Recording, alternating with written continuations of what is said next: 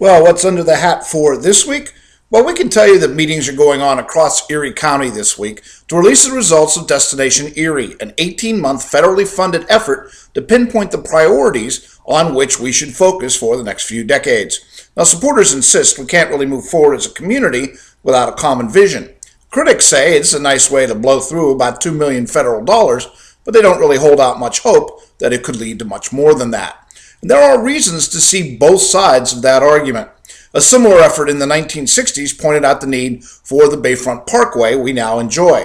That's often cited as probably the most visible example of what can happen when the community can reach consensus on what is needed and then work in the subsequent years to secure the funding to make that happen. But for more than a few barstool naysayers, these reports are starting to sound a little repetitive. There are blueprints for addressing things this time, like blighted housing, crime, education, the environment. Well, those are all chronic problems that society has been dealing with year after year. Poverty, educational opportunities, and reducing crime were all issues in the 1960s too, after all. But what's the value, you might scoff, in just pointing them out again? We are getting smarter, and there is reason to hope in that.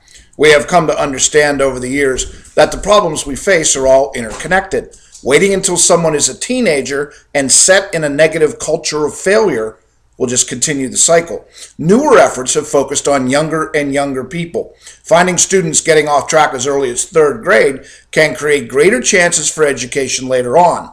High school graduates have a better chance of making more money, which helps reduce issues like poverty, unemployment, and adequate housing.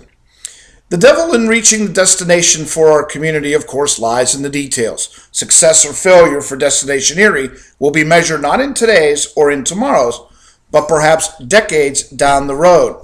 We don't want another report collecting dust on a shelf. The question is, do we have the will to build this highway too?